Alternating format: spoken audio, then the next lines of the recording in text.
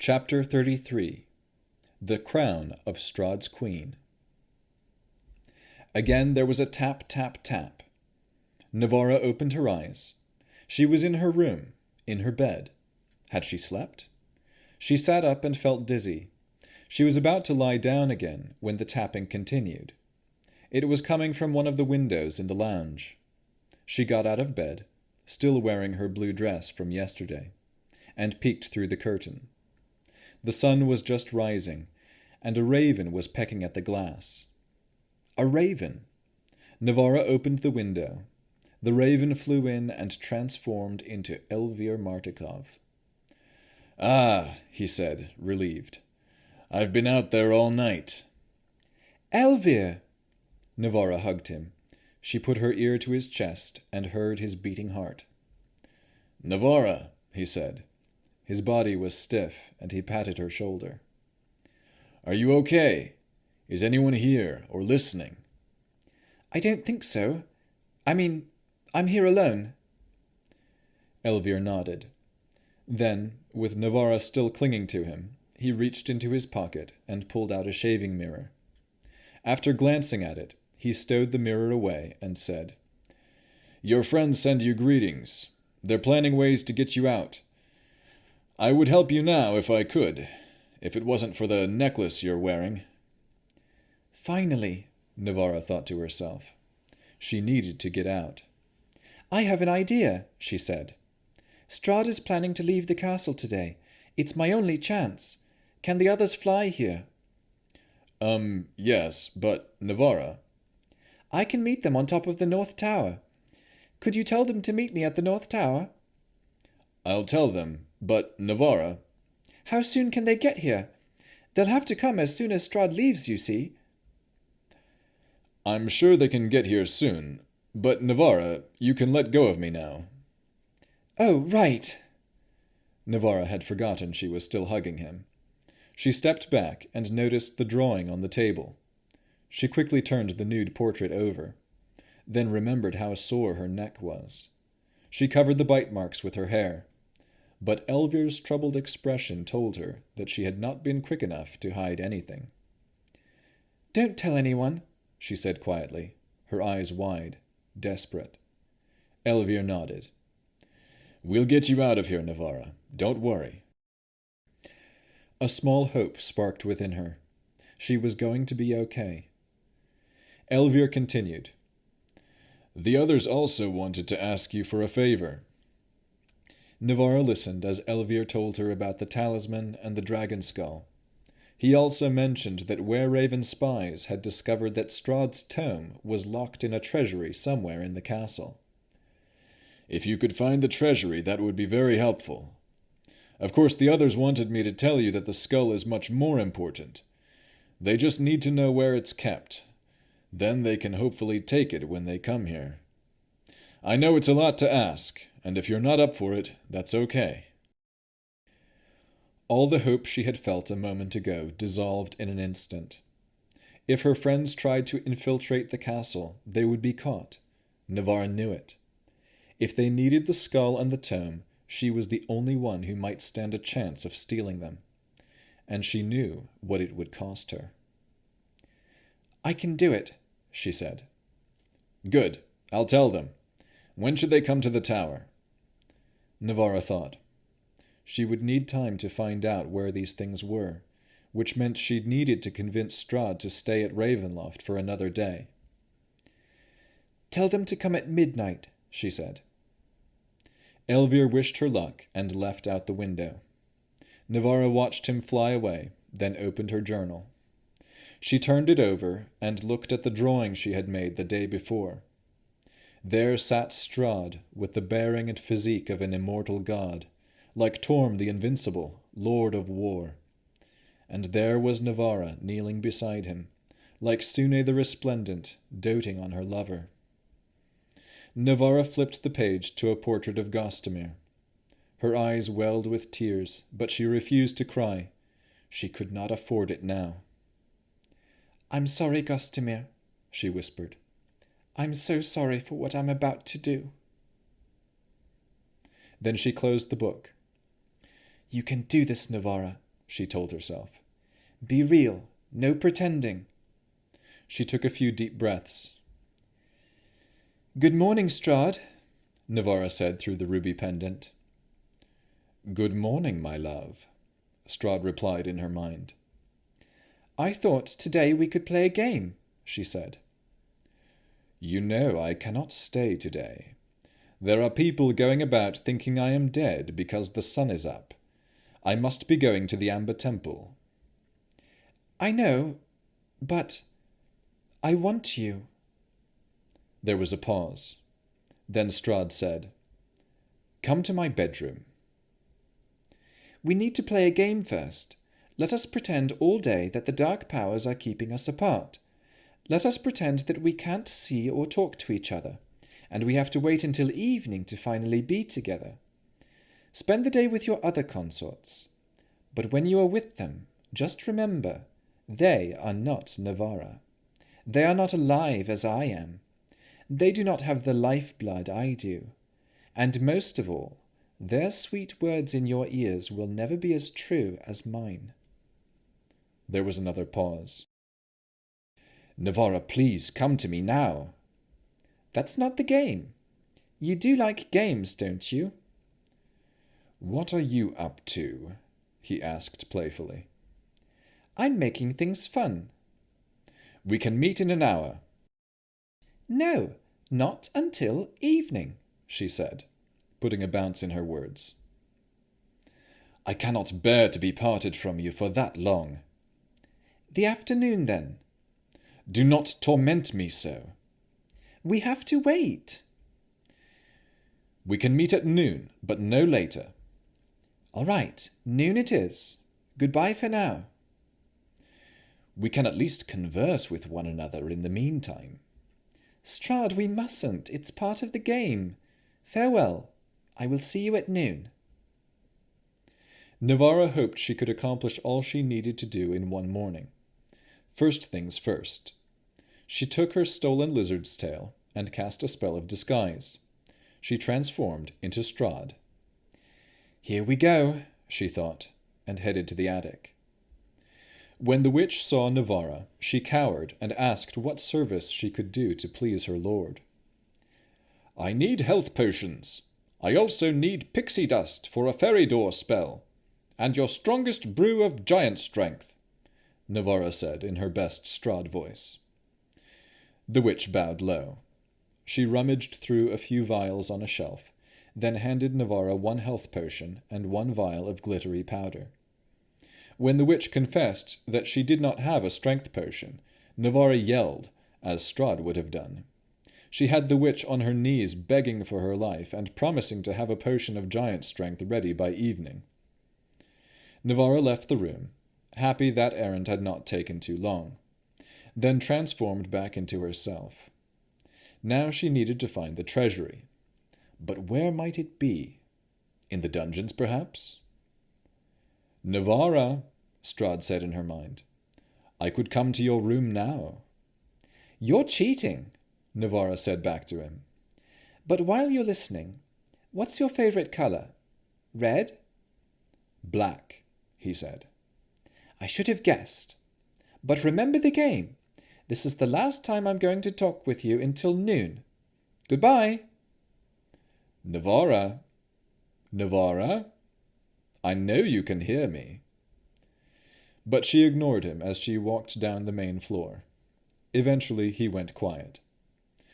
Just then Navarra heard voices coming from the great hall. It went on and on. The whole castle must have heard it. The voice was Anastasia's. Navarra tiptoed across the corridor and hid behind a suit of armor by the open door, listening to every word. Navarra! Navarra! Over and over. I can't get it out of my head, Anastasia said. I'll bet Gertruda wasn't happy, said Escher's voice. Anastasia laughed. You should have seen her face when she came out of the bedroom. It wasn't the first time he's called her that either. I think it happens every time he screws her. At that moment, Gertruda came around the far corner from the vestibule, passing Navarra and walking into the great hall without noticing her. Shut the fuck up, Gertruda snapped. Calm yourself, Escher said. At least he wasn't calling you Tatiana or Irina. You're just saying that because you and Navarra are like best friends now. A chair creaked as someone sat down. You better get used to her, Escher said. She'll be one of us soon.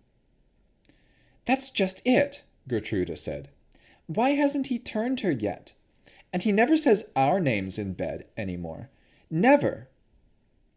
Well, you can sit here and bitch about it all you want, Anastasia said. The master has had more business to deal with ever since taking direct control over Vallaki. He wants me to meet with Lady Vocta this afternoon, and I'm not going to be late. You always talk like you're more important than me, Gertruda said. Anastasia laughed. Please, Gertruda, we both know that I am. Then she walked out, down the hall and out toward the courtyard. Escher also left the great hall and walked up the spiral staircase that led to Navarra's bedroom. Navarra followed him all the way to the decaying dining room on the third floor. Escher strode past the leaning green cake and the gilded harp in the corner. He picked up the lute he had played before, and then hopped out the window. Navarra climbed out after him, watching as the vampire moved along the shady part of the parapet. He sat on the wall and began strumming a tune. He played in a different style from Elvir, more complex, but no less mournful. Crawling in the shadows, up the castle walls, across the rooftops, and down the spires, came a gathering of vampire spawn, all drawn to the sound of Escher's lute. It calms them, Escher said, looking in Navarra's direction. You don't need to hide. I saw you back at the Great Hall. Not much gets past you, Navarra said cheerily, stepping out from a crenel in the battlement and walking up to Escher. One of the vampires, nestled in the shadow of a flanking tower, stared at Navarra with the wide eyes of a starving animal. It was Doru, Father Donovich's son. His emaciated frame, tattered clothes, and unkempt hair were in a desperate state. We all need a little calming now and then, Escher said as he played. A female vampire, similar to Doru in her gaunt appearance, closed her eyes as she clung to an embrasure on the wall. Why are they so different from you and the other consorts? Navarra asked. We can't all be the master's favorites, Escher said. The more attention Strahd gives us, the better we are. But he doesn't turn everyone because he fancies them. Sometimes he just gets hungry. Escher strummed the chords instinctively, without looking at his fingers. Even Strahd needs a little calming, though. I think you have that effect on him. Navarra blushed and looked away. Escher continued. Strahd goes to Yester Hill sometimes. He always thought it would soothe his spirit. He would stay there for days, just staring at that castle in the sky. Navarra remembered it then. I've seen that castle, she said. What is it? It's only a mirage of Castle Vadinia, the master's real home beyond the mist. The dark powers placed it in the clouds to remind Strahd of who he once was. That sounds like more of a torment than a comfort.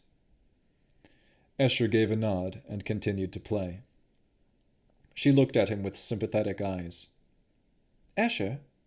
Yes, darling? What calms you? Is there anything I can do? Do for me? He raised both eyebrows. Yes. Is there anything you need? Maybe something you wish you could do, but can't. One corner of his mouth went up in a smirk. You could kill Irina. Navarra grimaced. She had to remind herself she was still talking to a vampire. You know I would never do that. You asked. Isn't there anything else? Escher hesitated. Then, after some thought, he said, There is one thing. My sister, Julie. She lives in Waterdeep. If you ever got out of Barovia, could you tell her what happened to me?" Navarra wanted to tell Escher that he could see his sister himself once the curse was broken, and everything would go back to the way it should be. But she knew that even then he would still be a vampire spawn, and his soul, if he still had a soul, would remain warped by evil. Regardless, she wasn't about to give up on him. Miracles could happen. "I will tell her, Escher. I promise I will help you." Navarra left him on the battlement, kicking herself for not asking him about the treasury or the skull. Deep down she knew, however, no matter how much she trusted him, he would just tell Strahd. She climbed back through the window and was about to search the castle some more, when the harp in the corner caught her eye. She walked over to it, wondering. Escher's words echoed in her mind. "If you play that harp, a ghost will appear." But he had never said what kind of ghost. "Well," she thought, "here goes nothing." Navarra strummed the harp. At first she didn't think anything had happened. But then, "Ahem!" Navarra turned around to see a short, semi-translucent man wearing jester's clothes, complete with a floppy three-pointed hat. "Hello," Navarra said. "Hello," the ghost said curiously. "I'm Navarra." Navarra held out her hand, but then dropped it, assuming ghosts could not shake hands. "I'm Piddlewick," he said, "the court jester. Or I was the court jester until that rotten puppet killed me." "A puppet?" Navarra asked. The ghost bobbed from side to side and talked on and on about how Queen Ravenovia had brought him, Piddlewick, to Castle Ravenloft for the wedding of her son Sergei and his betrothed Tatiana. But some mad toy-maker had created a puppet to be the court jester, a sentient toy that called itself Piddlewick II. The puppet had mocked the real Piddlewick and ended up killing him by pushing him down a flight of stairs. "That's terrible," Navarra said. "You know, I think I've met that horrid toy." "Oh, if only I could get my hands on him!" "If it's the same demented thing I'm thinking of, then I already have." Navarra described the creature she had encountered in the tower, and explained that the toy had tried to push her down the stairs too. "That's him! That's him!" the ghost chanted. "Well, you don't have to worry about him any more. I threw him out a window. He's somewhere outside, smashed to pieces." "How wonderful!" Piddlewick danced a jig, so the bells on the end of his hat jingled. "How can I ever thank you?" Navarra crossed her fingers. "How well do you know the layout of Castle Ravenloft?" Strahd's study was empty. The fire in the hearth was burning bright, but there was no heat. The flames were an illusion. Navarra walked up to the fireplace and looked for the lever where the ghost had said it would be. Piddlewick knew a surprising amount about the castle, although he did not remember seeing the dragon's skull. He admitted there were some places even a ghost dared not venture in the dark bowels of Ravenloft. Navarra found the lever. She lifted the poker from its stand, and the wall at the back of the fireplace opened to reveal a passage.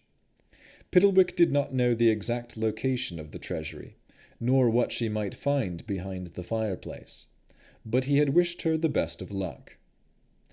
Navarra looked briefly around the study, then stepped over the grate, through the passage, and came into a small rectangular room. A skeleton wearing rusted armor sat slumped beside a wooden chest where gold coins lay strewn about. "Poor fellow," Navarra thought, walking past the skeleton and ignoring the obvious decoy. There was more to the Lord of Barovia's treasury than this chest. After opening another secret door, Navarra found herself in a wide hallway beyond, where thick spiderwebs spanned from floor to ceiling. Then she noticed a series of arrow-sized holes lining the walls. "Strahd really takes precautions, doesn't he?" she thought. She was not sure what would trigger the arrow traps, and neither did she want to run into any spiders, not if she could help it. Navarra took out her bird feather, whispered the spell, and thought of the sky the way Strahd had taught her. She flew off the ground and weaved between the tangle of sticky threads, making sure to fly higher or lower than the holes in the walls. When she reached the other end of the hall, she stopped and peered into the next room. The spider webs here were more dense, filling the area and making it impossible to tell how wide the room was. Many bulbous sacs hung from an unseen ceiling, hidden by webs and darkness somewhere above. A single rope dangled among the sacs. I wonder if this is the chapel's belfry, Navarra thought. The only wall she could see was the wall to her left, and there she found a single door. But she would have to disturb the webs to get near it, and even if she could reach it, the door had no handle. She could teleport to the other side, avoiding all the obstacles. It would be a gamble. Without seeing one's destination or being able to picture it in one's mind, an imprudent spellcaster could die.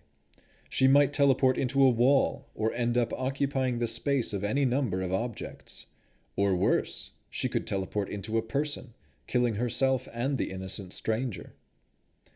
Navarra doubted that a person was behind that door at this very moment, but her own chances of death or injury were still high. And there was the matter of the component. She only had a small amount of powder for the fairy door spell, and she needed it for later. I just need a pinch of it, she thought, taking out the vial of pixie dust and making sure to sprinkle the right amount into her palm. Then she closed her eyes and tried to imagine being behind that door. She said the arcane words and teleported. When she opened her eyes, she saw stars. They were glittering all over the domed ceiling and the curved walls. This octagonal room was clear of cobwebs and decay. There was a stair that wound up to an encircling balcony overlooking the room. All around the walls there were shelves of gems and coins, suits of armor, and shields emblazoned with various coats of arms. Chests were stacked upon chests. There were necklaces and rings and jars that looked to be ancient artifacts of the old world. This was the treasury. Beside her, sitting on a pedestal, was the tome of Strahd. Navarra searched for the dragon skull, but when she could not find it, she came back to the tome. Elvir had made it clear that her first priority needed to be the skull. That was more important than Strahd's diary. A quill and a pot of ink lay nearby, and Navarra got an idea. If the chance presented itself, she would come back here, but for now she needed to prepare for a different plan. She opened the tome to a blank page, dipped the quill, and wrote, "Navarra was here." Then she took another pinch of the glittering powder and pictured her bedroom in her mind. She teleported, leaving the tome and all the treasures behind. Back in her room, Navarra changed into a form-fitting black velvet dress. It was time. After brushing her hair, she grabbed her journal and the health potion and headed down the stairs. She entered the study yet again and laid her journal on the table in the center of the room. There were the closed doors of Strahd's bedroom, waiting for her. Navarra's heart raced. There could be no deception in what she was about to do. Strahd might read her thoughts at any moment. "This needs to be real," she said to herself. "Let the walls down." With every step she took toward those doors, a protective barrier around her heart came down. Navarra knocked. The doors opened by themselves. Candlelight flickered in the room, illuminating the vampire sitting on the couch by the drawn window. He wore a loose, unbuttoned shirt. When he saw Navarra, he beamed. "Come in," he said. Navarra walked into the room, and Strahd rose to meet her. "You are beautiful, Navarra." Strahd brushed his hand across the velvet of her dress. "My favorite color becomes you." Navarra moved her hair to one side.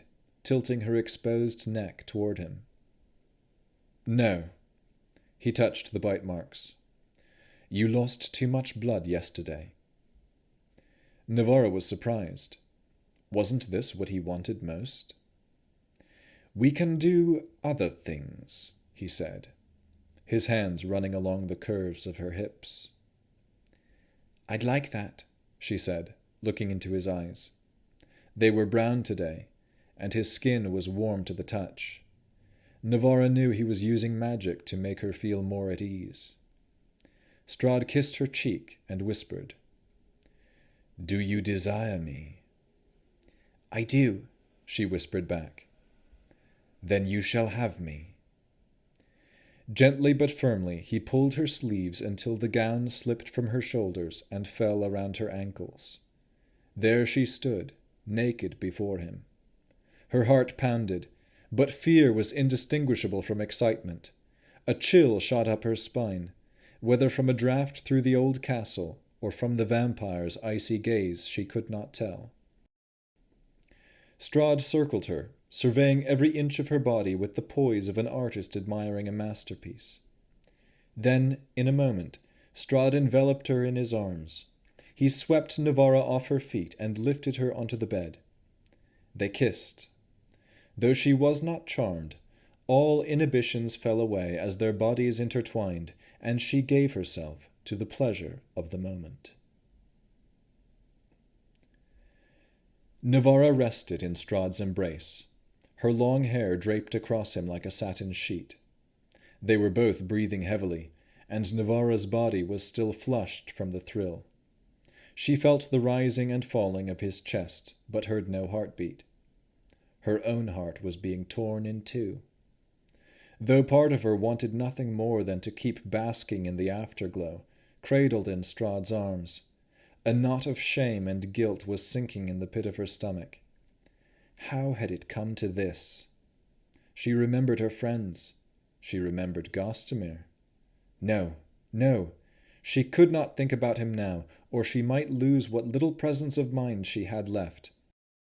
She needed to move on with her plan. Strahd, she said. Yes, Navarra? He stroked her hair and brushed his lips on the top of her head. I was wondering if I could have some of my things back, like my spellcasting focus. I feel naked without it. Strahd chuckled. My love, you are naked. You know what I mean, she said, and playfully jabbed him. Of course, Strahd said, sitting up. Of course you may have your focus. Much has changed since you first arrived here, and you will be needing it to begin training as my warlock. Strahd got out of bed and opened a concealed door in the wall, a secret closet. He walked in and brought out her pack, handing it to her. Navarra searched its contents. Everything was in her bag just how she had left it, except the vials of holy water. They were gone. She found her crystal focus, and Strahd helped fasten it around her neck. It hung between her breasts, lower than the ruby pendant. Then, out of her pack, she pulled another necklace, the one made of orc's teeth. These are from the first monster I ever killed, she said, holding them up so the pointed teeth dangled from their cord. I always felt proud of that kill, but now I'm not so sure. Anyway, do you have any trophies from your kills? Strahd smiled. Many. He kissed her bare shoulders. What about your greatest kill? What about the dragon? His head is mounted in the Hall of Bones. Where's that? Could I see it? Strahd stopped kissing her, and a smirk crossed his face. It is in the dungeons. Navarra huffed and slouched. Do not sit like that. Your figure is too lovely to be hunched. Oh, Strahd, I would love to see that skull. But you cannot. Please. Another day, perhaps. He was firm but not angry, and went back to caressing her body. Navarra did not press the issue, and fell to kissing him again. Would you sing for me? Strahd asked between kisses. Sing whatever you wish. Yours is the voice of a nightingale. Navarra let her hand slip away from his as she got out of bed. Then she began to sing an elven song. Navarra's little sister, fond of romance and tragedy, adored this song, because it was about a fae who gave away her immortality to save her dead lover. Navarra had always thought it too melodramatic, but it did not seem so now. As she sang, all she could think about was the man watching her. Slowly, Strahd began to accompany her. He was reading Navarra's thoughts, catching the notes and lyrics in her mind before she sang them, then joining in the harmony. His baritone voice was surprisingly pleasant to the ear, and everything in the room seemed to disappear as he walked over and wrapped her in his arms. When the song ended, Strahd's brow creased as if he were confused. "Why, Navarra?" he asked. "Why do you care about me? I am a wretched being." It was an odd question coming from him, as though a part of his imperious facade had dropped like the wall around her heart. Navarra looked at Strahd and saw him for what he was. He was like a burning building, engulfed in a raging fire of self-destruction, doomed. But within the building there was someone at the window, a person desperate to get out. Navarra did not know if it was possible to save him, but she had to try. Strahd was a person, not just any person, but a great one, maybe the greatest, and maybe the most terrible. But she would enter that building, knowing she would get burned, knowing she might not make it out alive. "I have something for you," Navarra said, and she led him to the study, going to her journal on the table. She had brought it to give him his portrait, but instead she flipped to a different page. There, pressed near the back of the book, was the winter bell. The dried blue flower had not suffered any damage in all Navarra's travels. She took it out and handed it to Strahd. "I picked it the day I left from Harrington," she said. "When we were in Vallaki together, you always ate up the stories I told you about far-off places, so I thought you might like something that wasn't from Barovia." At that moment she felt silly giving him a gift so ordinary and simple. He already had the Vistani to get him things outside the valley. What would he do with her small flower? Tell Navarra how quaint it was, then toss it away later when she wasn't around? Strahd held the flower in both hands, and his face twisted, more confused than before. "Navarra," he said, his voice slightly strained. "You are truly special." Navarra was no fool. Strahd had had many special consorts over the years. "I'm sure you say that to all your lovers," she said. "No, you are different." "Like Petrina?" "No," he said, serious, all pretenses gone. There he stood, naked before her. He looked down at the gift in his hands. "Petrina only wanted to gain my power. You want to save my soul. No one in over 400 years has ever cared about me the way you do." Strahd went to the bedroom and donned his shirt. Then he tucked the flower into his breast pocket. He walked to the hidden closet and opened a compartment from the wall which held a small, locked chest. He pulled the chest out from layers of cobwebs and brought it to the end table by his bed. The box was caked with centuries of dust. He wiped the lock and spoke a few words. It clicked open, and he lifted out a beautifully crafted crown of emeralds set in gold.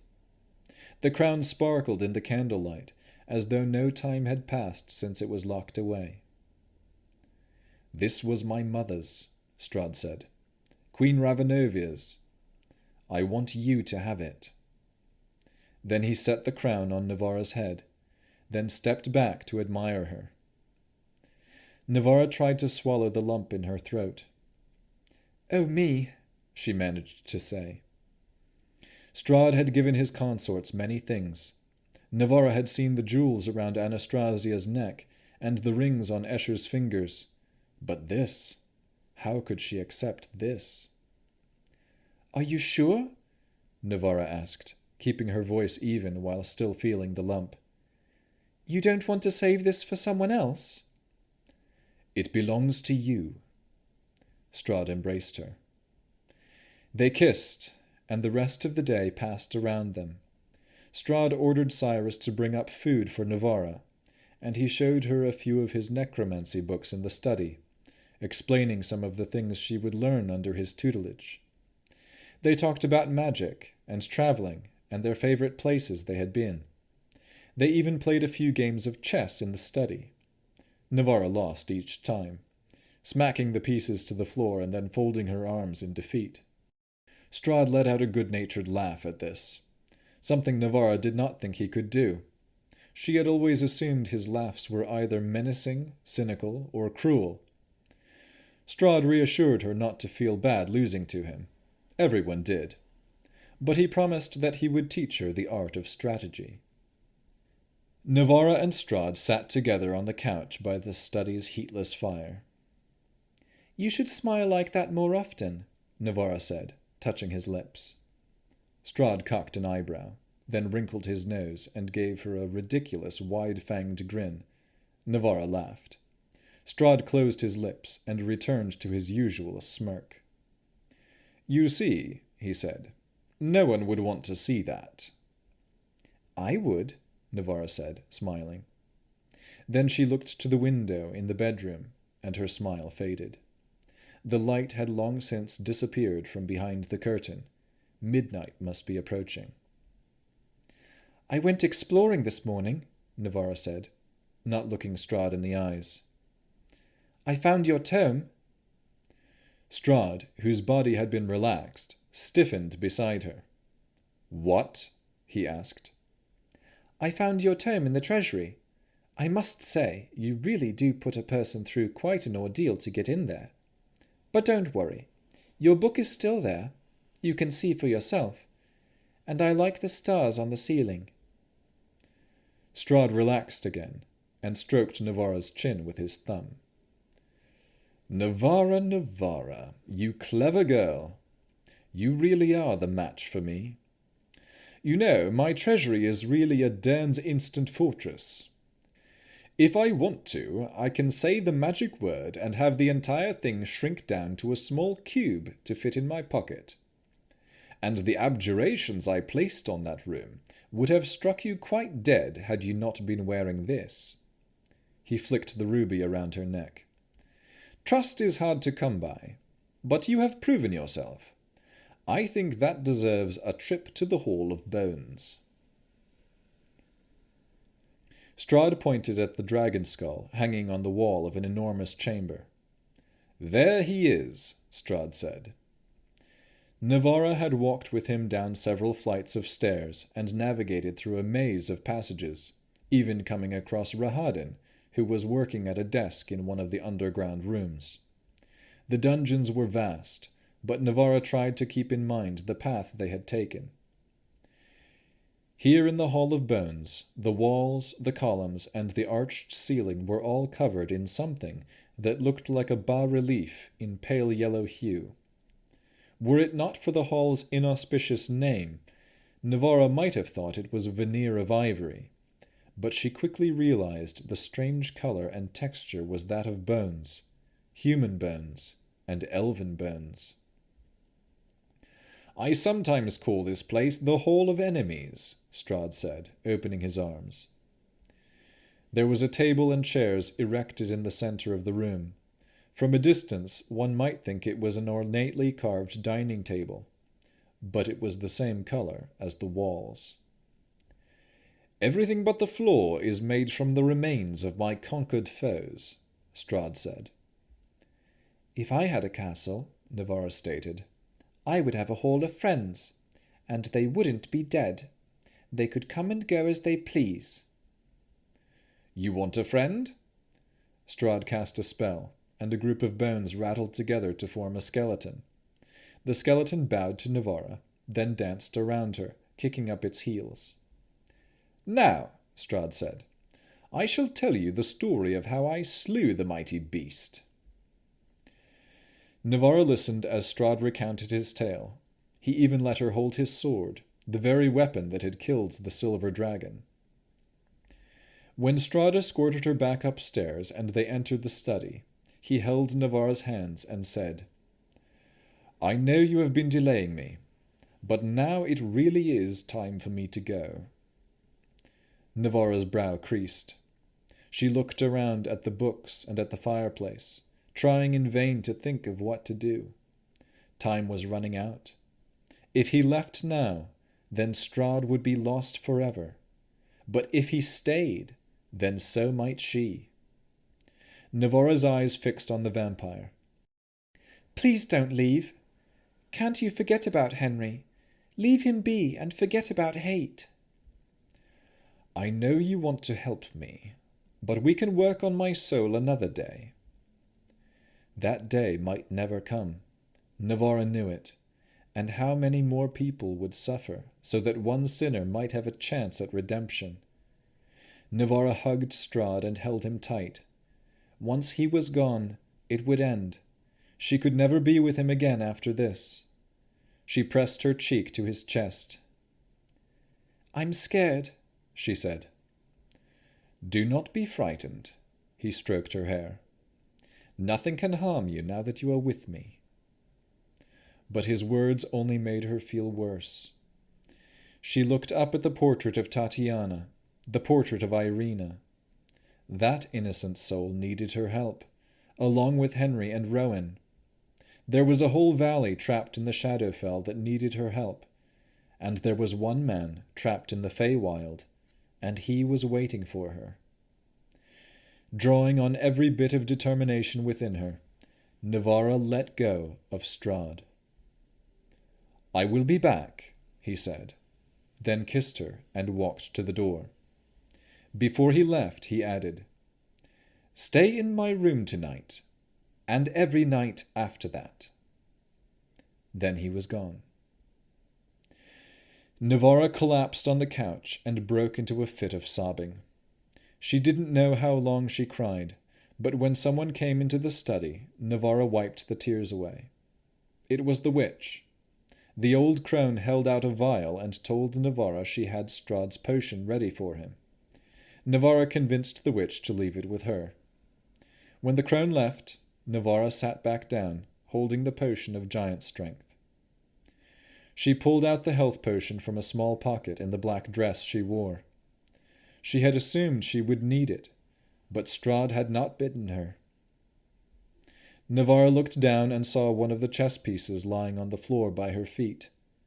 It was the Black Queen.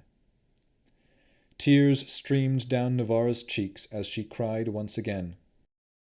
Then she popped the cork and downed the strength potion. She felt the magic of the tincture working immediately. Next, she held her crystal focus and pictured the dragon skull in her mind. She teleported and landed directly on top of the skull. It was the same size as herself. Without the strength of the potion enabling her to hold it, there would have been no way to carry it with her. As it was, she grabbed the eye sockets and teleported again, this time to the top of the North Tower. She had done it. Navarra lay on her back with the skull by her side. She looked up at the stars in the clear night, and the tears continued to flow from her weary eyes. She pounded the hard stone of the tower with her fist, then bit her finger for fear of calling out his name. Strahd! Strahd! Gods let them come soon, she thought, hoping she had the strength to resist summoning him back before her friends arrived.